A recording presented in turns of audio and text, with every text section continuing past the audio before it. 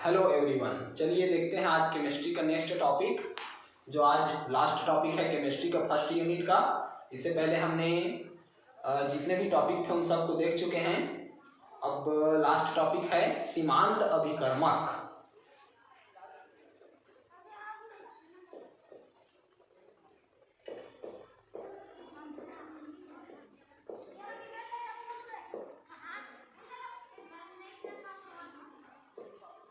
अभिकर्मक को अभिकारक भी कह सकते हैं, सीमांत अभिकर्मक या सीमांत अभिकारक। लिमिटिंग रिएक्टेंट्स, तो लिमिटिंग रिएक्टेंट्स क्या होते हैं? तो हम देखते हैं किसी भी रासायनिक अभिक्रिया में एक तरफ होता है अभिकारक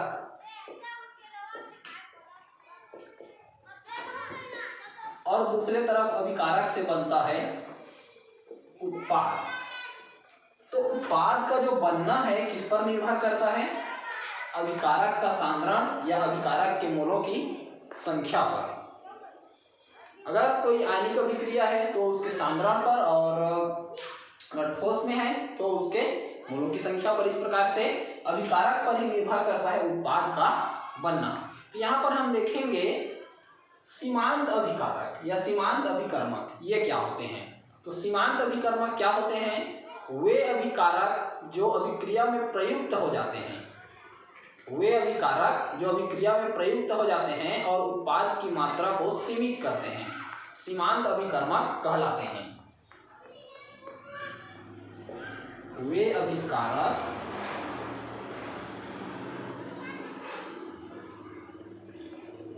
जो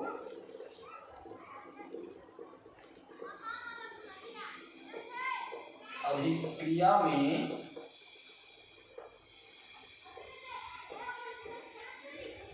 प्रयुक्त हो जाते हैं, वे अभिकारक जो अभिक्रिया में प्रयुक्त हो जाते हैं और उत्पाद की मात्रा को सीमित करते हैं। वह उत्पाद की मात्रा को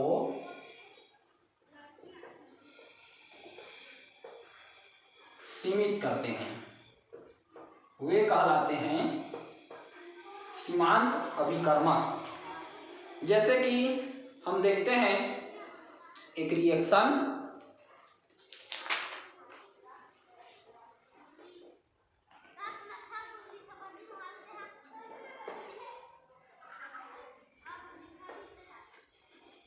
हाइड्रोजन और ऑक्सीजन से जल का निर्माण।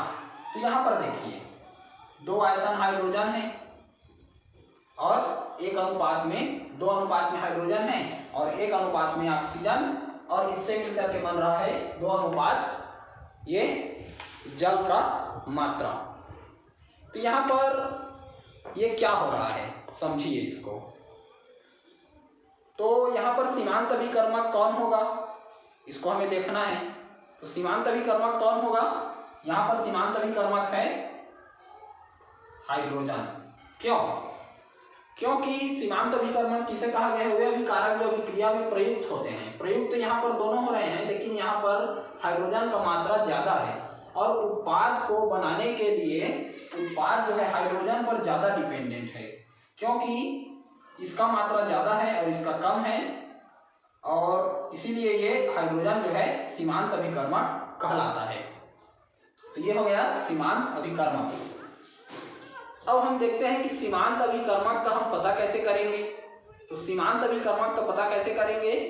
रिएक्शन देखेंगे, रिएक्शन में कौन सा अभिकारक जो है ज्यादा है और कौन सा अभिकारक कम है, उसके आधार पर सीमांत अभिकर्मक के बारे में हमें जानकारी मिल जाती है। तो ये हो गया आपका सीमांत अभिकर्मक या सीमांत अभिकारक। और जो पदार्थ या जो अभिकारक प्रयुक्त हो जाते हैं वो सीमांत अभिकर्मक कहलाते हैं। तो जो बचे रहते हैं उनको क्या कहते हैं? तो अधिशेष अभिकारक। उनको क्या कहते हैं? अधिशेष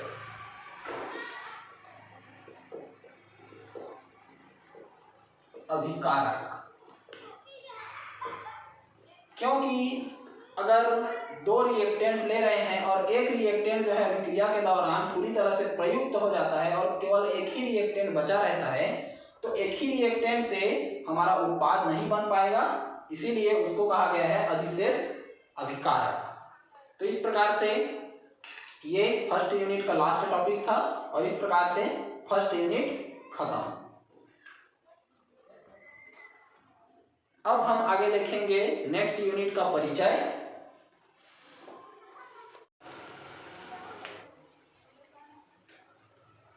चलिए देखते हैं नेक्स्ट टॉपिक, नेक्स्ट यूनिट परमाणु संरचना।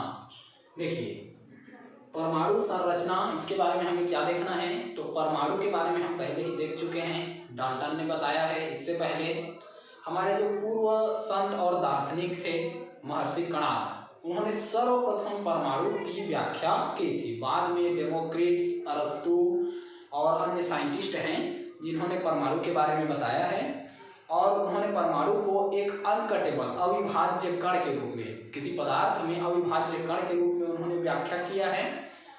फिर बाद में परमाणु को रदरफोर्ड और अन्य साइंटिस्टों ने जब पाया, शोध किया, तो पाया कि परमाणु जो है अविभाज्य नहीं विभाज्य कण है, जिनको और 3 भाग में सब पार्टिकल उपकण में बांट सकते हैं, जिनको बोला गया इलेक्ट्रॉन, प्रोटॉन और न्यूट्रॉन। तो इस प्रकार से इन 3 भाग में इनको बांटा गया। तो इस प्रकार से परमाणु का अलग अलग समय पर अलग अलग धारणा दिया गया है। अब हम देखेंगे इन्हीं सब एटॉमिक पार्टिकल जो है इलेक्ट्रॉन, प्रोटॉन, न्यूट्रॉन। तो इलेक्ट्रॉन का खोज किसने किया, प्रोटॉन का खोज किसने किया, न्यूट्रॉन का खोज किसने किया, इसके बारे में हम अध्ययन करेंगे। तो इसका अध्ययन करने की जरूरत क्यों है हमें? हम देखते हैं प्रत्येक पदार्थ जो है परमाणु से बना है। परमाणु के 3 सब पार्टिकल हैं, इलेक्ट्रॉन, प्रोटॉन, न्यूट्रॉन। तो उनकी स्थिति क्या होती है, उसमें उनका आवेश क्या होता है, उनका द्रव्यमान क्या होता है, क्योंकि उन्हीं के द्रव्यमान के आधार पर किसी पदार्थ का द्रव्यमान निर्भर करता है, इसलिए इनका अध्ययन जरूरी है। तो सबसे पहले एक साइंटिस्ट थे माइकल फैराडे। माइकल फैराडे ने पदार्थ में आवेश का अध्ययन किया या पदार्थ में आवेश के बारे में बताया।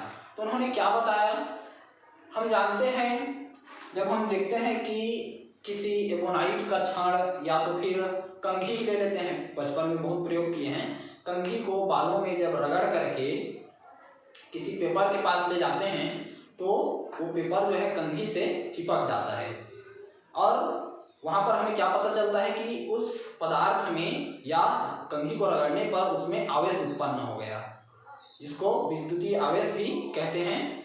तो इस प्रकार से माइकल फैराडे ने आवेश के बारे में बताया है।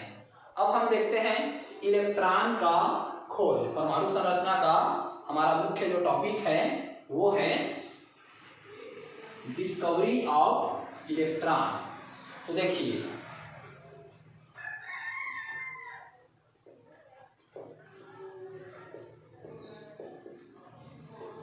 इलेक्ट्रॉन का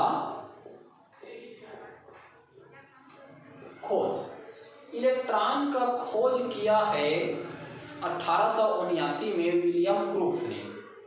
किसने किया है? तो इलेक्ट्रॉन का खोज किया है 1879 में विलियम क्रूक्स ने। उन्होंने कैसे खोज किया? तो उन्होंने गैसों पर विद्युत की चालकता का अध्ययन किया एक विसर्ग नली में। क्या किया? गैसों पर विद्युत का चालकता का अध्ययन किया एक विसर्ग नली में। तो उन्होंने क्या किया, देखिए डायग्राम नंबर चित्र 2.1।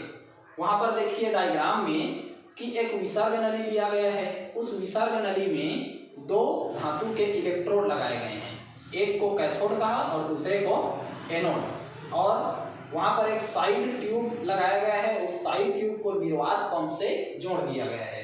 निर्वात पंप से जोड़ने का कारण क्या है? तो वहां पर जो विसर्ग नली लिया गया है, डिस्चार्ज ट्यूब, वहां पर गैस का निम्न से निम्न दाब प्राप्त किया जा सके।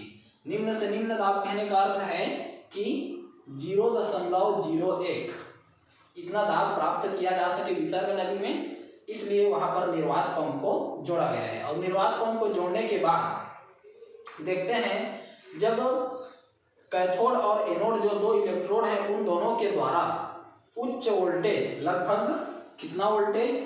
तो 10,000 वोल्टेज का जब विद्युत धारा प्रवाहित किया जाता है, तो विद्युत धारा प्रवाहित करते हैं तो कैथोड से कुछ किरणें, डायग्राम में देखते रहिए, कैथोड से कुछ किरणें जो है निकल करके एनोड की ओर जाती है।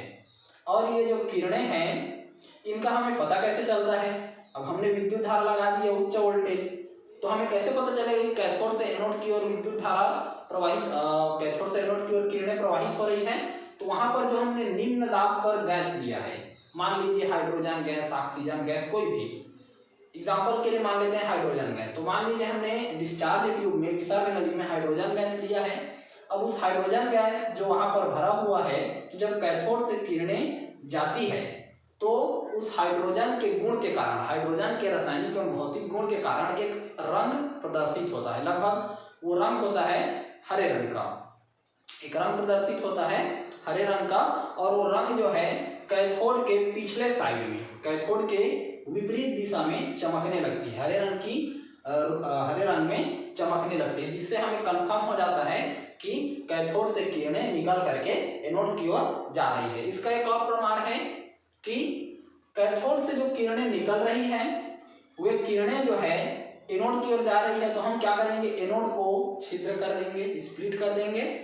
और जब छिद्र करेंगे और एनोड के पिछले साइड क्या करेंगे, वहां पर अगर एक जिंक सल्फाइड का प्लेट लगा देते हैं, एक पत्ती लगा देते हैं या एक पर्दा लगा देते हैं, तो उस पर्दे में वो किरण जो है वहां पर दिखाई देती है, चमकने लगती है उस पर्दे पर जाकर के। तो इस प्रकार से विलियम क्रूक्स ने उस नली को हम विसर्ग नली भी कह सकते हैं, और चूंकि विलियम क्रूक्स ने इसका खोज किया है तो क्रूक्स नली भी कह सकते हैं। तो इसके द्वारा इलेक्ट्रॉन का खोज किया गया, लेकिन पहले इसको इलेक्ट्रॉन नहीं कहा गया है, क्योंकि इनको कहा गया है, पहले कहा गया है कैथोड किरणें। क्यों? क्योंकि हम देखते हैं कि डायग्राम में कैथोड किरण जो है कैथोड से निकल करके एनोड की ओर जा रही है, इसीलिए उनको क्या नाम दिया गया, कैथोड किरण। अब इन कैथोड किरणों का गुण क्या है, हमें तो पता चल गया कि वो कैथोड से एनोड की ओर किरण निकल रही है, और वो किरण जो है हमें जिंक सल्फाइड के पर्दे पर प्राप्त हो रही है। तो अब हम उसका गुण देखेंगे, तो एक एक करके उनके गुण देखते चलते हैं। पहला गुण है कैथोड किरणें सरल रेखा में गमन करती है। कैसे प्रमाणित होगा कि कैथोड किरणें सरल रेखा में गमन करती है? तो अब देखिए डायग्राम नंबर 2.2, चित्र क्रमांक 2.2, वहां पर देखिए कैथोड किरणों से जो किरणें निकल रही है, उन किरणों के बीच में एक वस्तु रख देते हैं, कोई भी वस्तु रख देते हैं, धातु का कोई टुकड़ा रख देते हैं। तो धातु के टुकड़े को जब रखते हैं और कैथोड किरणें वहां से जब गुजरती है, तो उसके विपरीत दिशा में, उस धातु के विपरीत दिशा में उसकी प्रतिछाया बनती है। डायग्राम में देखते रहिए, उसका प्रतिछाया बनता है।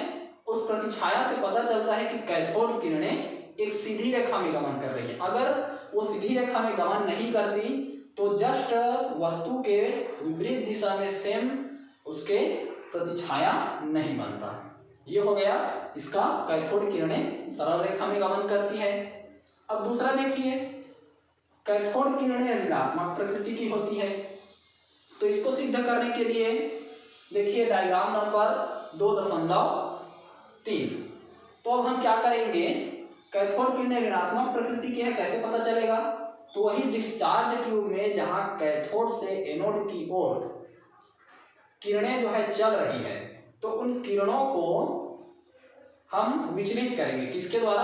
विद्युत क्षेत्र के द्वारा। तो विसर्ग नलिका के दोनों साइड, ऊपर और नीचे, हम विद्युत क्षेत्र लगाएंगे, जिसमें एक ऊपर वाला प्लस विद्युत क्षेत्र और नीचे वाला माइनस विद्युत क्षेत्र। और जब विद्युत क्षेत्र लगाते हैं तो हम देखते हैं कि कैथोड से निकलने वाली किरण क्या है, कैथोड से निकलने वाली किरण जो है धनात्मक विद्युत क्षेत्र की ओर विचलित हो जाती है।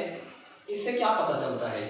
धनात्मक विद्युत क्षेत्र की ओर वही पदार्थ विचलित होता है अगर वो खुद भी ऋणात्मक हो, तो क्योंकि सेम आवेश आपस में प्रतिकर्षण होते हैं और विपरीत आवेश आपस में आकर्षित होते हैं। तो इसीलिए कैथोड किरणें निकल करके प्लस विद्युत क्षेत्र की ओर, धनात्मक विद्युत क्षेत्र की ओर विचलित होती हैं।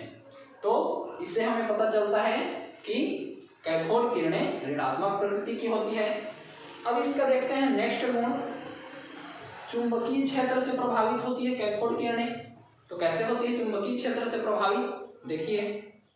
अब देखिए चित्र नंबर 2.4।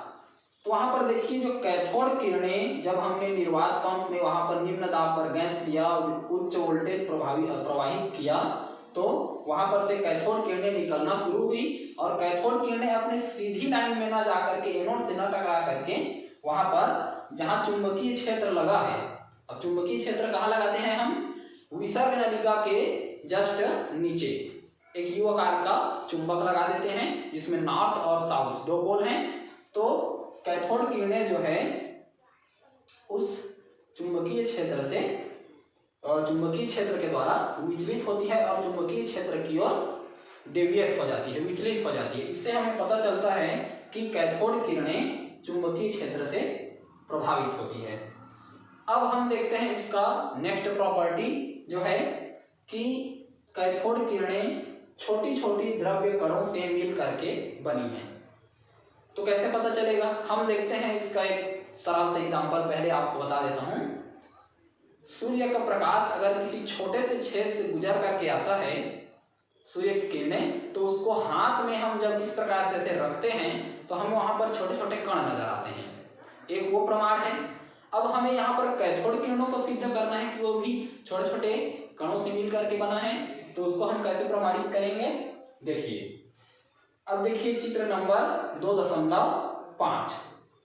तो वहां पर देखिए हम कैथोड किरणें एक स्ट्रेट लाइन में जब जाती है, उच्च वोल्टेज लगाने पर कैथोड किरणें जब एक स्ट्रेट लाइन में जाती हैं, तो वहां पर हम कैथोड किरणों के बीच में डिस्चार्ज ट्यूब में एक व्हील, एक पहिया रख देंगे। वो पहिया जो है, जब कैथोड किरणें स्ट्रेट लाइन में गुजरती है कैथोड से एनोड की ओर, तो वो पहिया घूमने लगता है। और हम जानते हैं कि कोई भी पहिया तभी घूमता है जब वो किसी के द्वारा उस बल से उस पर बल लगाया जाता है। तो यहाँ पर कण जो है बहुत तीव्र गति से उस पहिए पर टकराते हैं, इसीलिए वो पहिया जो है घूमने लगता है। देखिए डायग्राम में चित्र 2.5 में कैथोड से एनोड की ओर जो जा रही है, वहां पर वो पहिया जो है घूमने लगता है। तो इस प्रकार से ये कैथोड के कुछ इंपॉर्टेंट प्रॉपर्टीज हैं कैथोड किरणों के। अब इसमें इसके कुछ और भी प्रॉपर्टीज हैं। तो कैसे पता चलेगा, कैथोड किरणें जो है उष्मीय प्रभाव उत्पन्न करती है। तो कैसे उष्मीय प्रभाव उत्पन्न करती है, इसका भी देखिए। कैथोड किरणें जब कैथोड से एनोड की ओर जाती है और उनके मार्ग में एक एल्यूमिनियम या किसी धातु का पत्ती अगर वहां पर रख देते हैं, तो वो धातु की पत्ती को गर्म कर देता है। इससे पता चलता है कि कैथोड किरणों में उष्मीय प्रभाव भी पाया जाता है। इसको एक और एग्जांपल से समझिए। सूर्य का प्रकाश देखे हैं, सूर्य का प्रकाश एक निश्चित दिशा में अगर जा रहा है और उस दिशा में हम कोई धातु रख देते हैं लगभग 10 मिनट 15 मिनट कुछ टाइम के लिए, तो वो जो धातु है धीरे धीरे गर्म हो जाता है। क्योंकि वो जो सूर्य का प्रकाश है वो भी कैथोड किरण के समान है और वो भी उष्मीय प्रभाव उत्पन्न करता है। तो इस प्रकार से इतने इनके गुण हो गए। और भी इसमें गुण है, देखिए। गैसों का आयनीकरण करती है कैथोड किरणें। क्या करती है, गैसों का आयनीकरण करती है। कैथोड किरणों को जब किसी गैस में से गुजारा जाता है तो गैस को वो आयनीकरण करके आयन में बदल देती है, ये इनका गुण है। और कैथोड किरणों में भेदन क्षमता होती है। कैथोड किरणें जब कैथोड किरणें निकल रही है और कैथोड किरणों के बीच में एक पतली पट्टी रख दिया जाए, इस प्रकार से ऐसे पतली पट्टी रख दिया जाए और यहाँ से अगर कैथोड किरणें आ रही है तो ये कैथोड किरणें पतली पट्टी को पार करके एनोड की तरफ निकल जाती है। इसका प्रमाण कैसे पता चलेगा, तो हम देखते हैं अगर ये पार करके निकल रही है तो एनोड की तरफ एक जिंक सल्फाइड का क्या रख देंगे, एक पर्दा रख देंगे। तो जिंक सल्फाइड पर पर्दा रखेंगे तो चूंकि ये पेनिट्रेट करके उससे भेदन करके उस पार जा रही है, तो वहां पर जो पर्दा होगा वहां पर कैथोड किरणें हमें प्राप्त हो जाएंगी। इस प्रकार से ये कैथोड किरणों के कुछ इम्पॉर्टेंट प्रॉपर्टीज हैं और इन्हीं कैथोड किरणों को चूंकि ये ऋणात्मक प्रकृति की होती है इसलिए बाद में इनको नाम दिया गया इलेक्ट्रॉन कण। क्या नाम दिया गया? इलेक्ट्रॉन कण। इसके अलावा कुछ और एक और प्रॉपर्टी है इसका, देखिए ये फोटोग्राफिक प्लेट को प्रभावित करती है। तो फोटोग्राफिक प्लेट को प्रभावित करती है ये वही है कि जैसे कोई प्लेट अगर रख देते हैं और कैथोड किरणें वहां से गुजरती है तो उस प्लेट को वो गर्म कर देती है, यानी कि वही है धातु को गर्म करती है, तो उसी को बोला गया है कि कैथोड किरणें फोटोग्राफिक प्लेट को प्रभावित करती है। तो इस प्रकार से इलेक्ट्रॉन का खोज विलियम क्रूक्स ने किया और उनके अलग अलग प्रॉपर्टीज के बारे में उन्होंने बताया। देखिए हमने कैथोड किरणों के गुणों के बारे में देखा है। अब कैथोड किरणों के गुणों के बाद हम जानते हैं कि प्रत्येक पदार्थ का कुछ न कुछ द्रव्यमान होता है, उसका आवेश होता है। तो उन द्रव्यमान और आवेश को कैसे हम गणना करेंगे वो अलग अलग साइंटिस्टों ने बताया है। तो इलेक्ट्रॉन का पहले देखते हैं, इलेक्ट्रॉन का आवेश द्रव्यमान अनुपात ज्ञात करना, जिसको बताया है सर जे थॉमसन ने। किसने बताया है? सर जे थॉमसन ने। तो यहाँ पर एक उपकरण है, देखिए यहाँ पर ये है कैथोड और ये है एनोड इस उपकरण में। तो हमने पहले ही देखा है कि जब हाई वोल्टेज प्रवाहित किया जाता है तो कैथोड से एनोड की ओर कुछ किरणें चलने लगती है। तो उन किरणों के बीच में हमने विद्युतीय क्षेत्र और चुंबकीय क्षेत्र को एक समान, विद्युतीय क्षेत्र और चुंबकीय क्षेत्र को एक साथ आरोपित कर दिया। तो हम देखते हैं कि जब विद्युतीय क्षेत्र को आरोपित करते हैं तो कुछ किरणें जो है विद्युतीय क्षेत्र से प्रभावित होकर के धनात्मक आवेश, धनात्मक प्लेट की ओर विचलित हो जाती है। लेकिन वही जब चुंबकीय क्षेत्र को प्रभावित किए हैं तो चुंबकीय क्षेत्र के प्रभाव से भी कुछ किरणें चुंबकीय क्षेत्र की ओर विचलित हो जाती है। और एक ऐसा कंडीशन हम लाते हैं कि विद्युतीय क्षेत्र और चुंबकीय क्षेत्र को संतुलित कर देते हैं। विद्युतीय क्षेत्र और चुंबकीय क्षेत्र को जब संतुलित कर देते हैं तो किरणें जो है न विद्युतीय क्षेत्र की ओर जाती है न चुंबकीय क्षेत्र की ओर जाती है, वो एक स्ट्रेट लाइन में सीधी रेखा में गमन करती है। तो ये है संतुलित अवस्था में जाती है, जिनको हमने ए, बी और सी के रूप में दर्शाया हुआ है। तो इस प्रकार से हम इलेक्ट्रॉन के आवेश द्रव्यमान अनुपात को ज्ञात करते हैं, जिसको कहा जाता है E/m। और E/m का जो मान होता है वो होता है 1.76 गुणा 10⁸ कूलाम। E/m का जो मान होता है 1.76 गुणित 10⁸ कूलाम। तो ये कैसे ज्ञात किया? उपकरण में एक हाई वोल्टेज हमने कैथोड और एनोड दो इलेक्ट्रोडों के बीच लगाया और जब हमने लगाया तो कैथोड से एनोड की ओर जो किरणें गमन करती हैं वो किरणें विद्युतीय क्षेत्र के प्रभाव से धनात्मक प्लेट की ओर, चुंबकीय क्षेत्र के प्रभाव से चुंबकीय क्षेत्र के नॉर्थ और साउथ जो पोल है वहां पर विचलित होती हैं। और अगर दोनों को संतुलित कर दिया तो वो जो है सीधी रेखा में गमन करती है। इस प्रकार से हमें E/m का निर्धारण मिल गया 1.76 गुणित 10⁸ कूलाम। अब हम देखेंगे, ये तो हो गया आवेश द्रव्यमान अनुपात। किसने यहाँ इसको बताया है? तो सर जे थॉमसन। अब दूसरा हम याद करेंगे इलेक्ट्रॉन पर आवेश का निर्धारण। तो इलेक्ट्रॉन पर आवेश का निर्धारण जो है एक साइंटिस्ट है R.A. मिलिकन।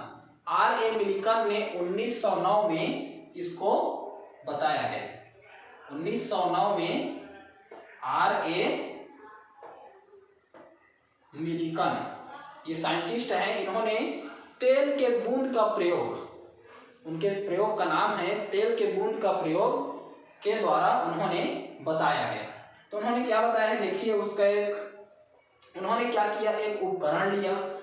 उस उपकरण में एक ड्रॉपर जैसा, जिसको एटमाइजर नाम दिया गया है यहाँ, उसके द्वारा तेल का बूंद जो है छिड़काव किया गया और ऊपर से उसमें एक्स किरणों के द्वारा इस उपकरण में जो वायु है उस वायु को आयनीकृत कर दिया गया।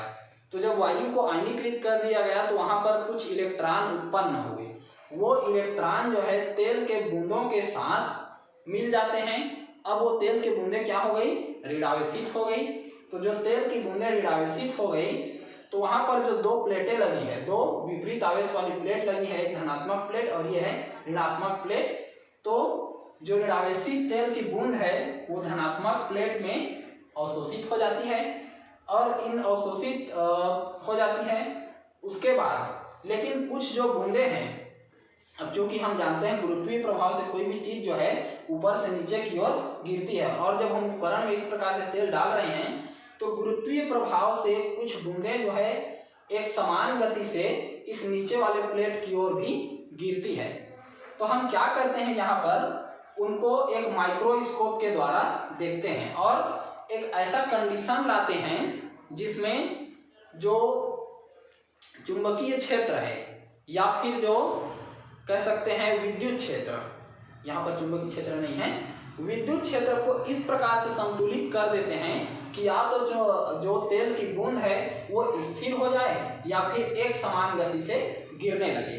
तो जब एक समान गति से गिरने लगती है तो वहीं पर हम तेल की बूंदों का मापन करके उसके इलेक्ट्रॉन पर आवेश का निर्धारण कर लेते हैं, जिसका मान होता है E = -1.602 × 10⁻⁻⁹ ये मान हमें इलेक्ट्रॉन के आवेश का प्राप्त होता है।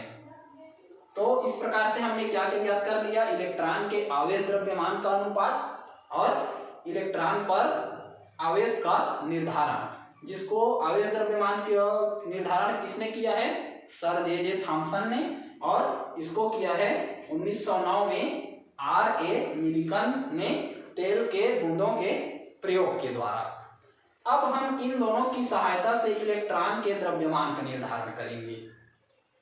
तो देखते हैं इलेक्ट्रॉन का द्रव्यमान का निर्धारण कैसे करेंगे।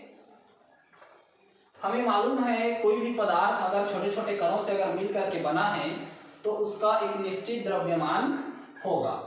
तो वो द्रव्यमान कितना होगा ये हम देखेंगे, और हम यहाँ पर सब एटॉमिक पार्टिकल इलेक्ट्रॉन देख रहे हैं। तो इलेक्ट्रॉन पर कितना द्रव्यमान होगा, ये इलेक्ट्रॉन का क्या द्रव्यमान होगा, इसके बारे में अभी देखेंगे।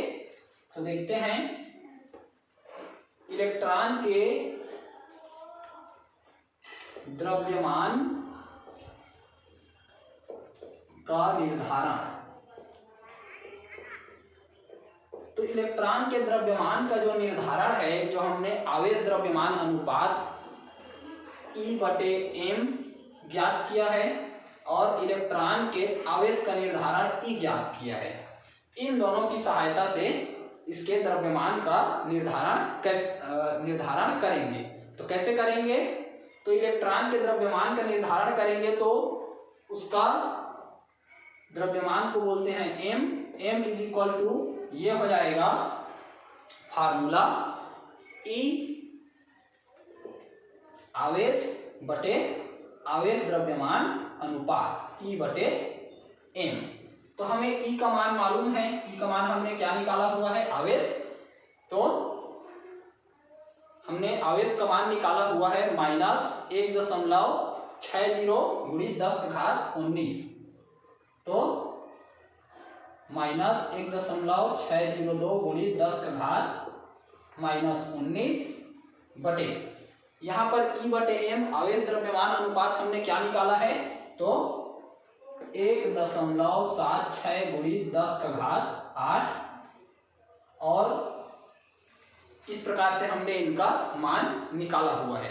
तो जब इनको हम कैलकुलेट करते हैं तो इस प्रकार से हमें एक मान प्राप्त हो जाता है, और वो मान होता है 9.1 × 10⁻31 किलोग्राम। और यही जो मान है ये है इलेक्ट्रॉन का द्रव्यमान। ये जो मान है ये है इलेक्ट्रॉन का द्रव्यमान। कितना मान प्राप्त हुआ? तो 9.1 गुणित 10⁻−31 किलोग्राम। अगर इसको ग्राम में लेते हैं तो ये जो है 9.1 गुणित 10⁻−28 ग्राम। इस प्रकार से ये मान किलोग्राम और ग्राम में लेंगे तो अलग अलग आता है। अब हमें पता चल गया इलेक्ट्रॉन के द्रव्यमान का निर्धारण तो किसके द्वारा किया गया? इलेक्ट्रॉन के आवेश द्रव्यमान अनुपात और इलेक्ट्रॉन के आवेश के द्वारा। अब इसका एक लास्ट पार्ट बचता है जो चौथा है, हाइड्रोजन परमाणु की तुलना में इलेक्ट्रॉन का द्रव्यमान। हाइड्रोजन परमाणु की तुलना में इलेक्ट्रॉन का द्रव्यमान। तो इसको शॉर्ट में समझिए। हाइड्रोजन का जो द्रव्यमान होता है 1.008। तो इलेक्ट्रॉन का जो द्रव्यमान होता है हाइड्रोजन के द्रव्यमान के 1/1837वां भाग के बराबर, 1/1837वां भाग के बराबर होता है। तो ये हमने हाइड्रोजन से जब इसका तुलना किया तो हमें क्या प्राप्त हो गया कि इलेक्ट्रॉन का जो द्रव्यमान है पहले हमें प्राप्त हुआ था 9.1 गुणित 10⁻, ये 30 नहीं है, ये 31 है, लिखने में मिस्टेक हो गया है।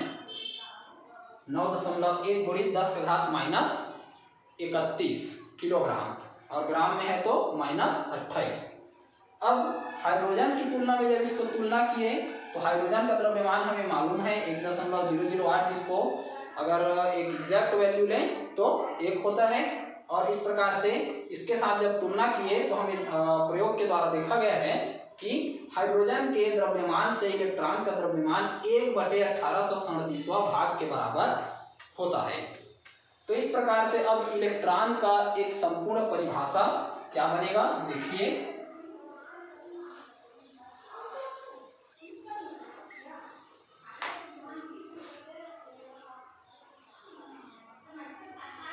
इलेक्ट्रॉन का परिभाषा बनेगा, इलेक्ट्रॉन परमाणु का एक मूल कण है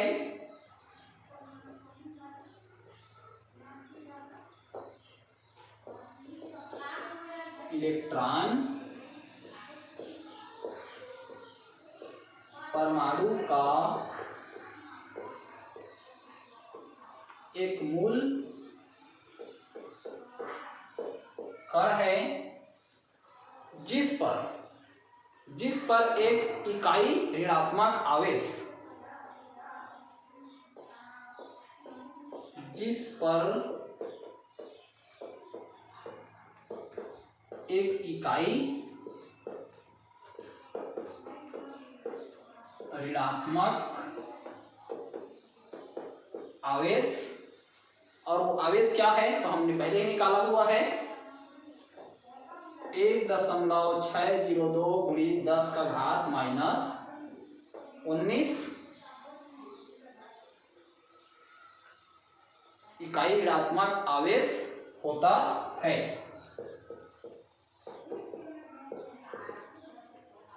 तो इस प्रकार से इलेक्ट्रॉन का परिभाषा क्या हो जाएगा, इलेक्ट्रॉन परमाणु का एक मूल कण है जिस पर एक इकाई ऋणात्मक आवेश कितना है 1.602 गुणित 10⁻19 होता है। और इसका अगर हाइड्रोजन, इसके द्रव्यमान का हाइड्रोजन की तुलना करें तो हाइड्रोजन के द्रव्यमान की तुलना में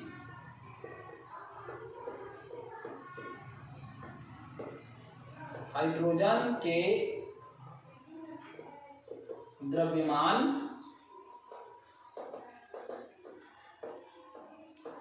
की तुलना में हाइड्रोजन के द्रव्यमान का 1/1837वां भाग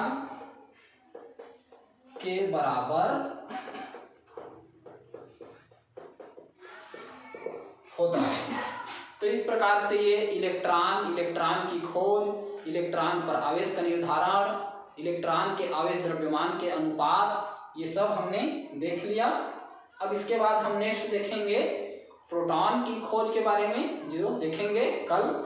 इससे संबंधित अगर आपको कोई भी डाउट होता है, परेशानी होती है, तो आप हमें कमेंट या टेलीग्राम के माध्यम से बता सकते हैं, आपको उसको फिर से बता दिया जाएगा। Thank you.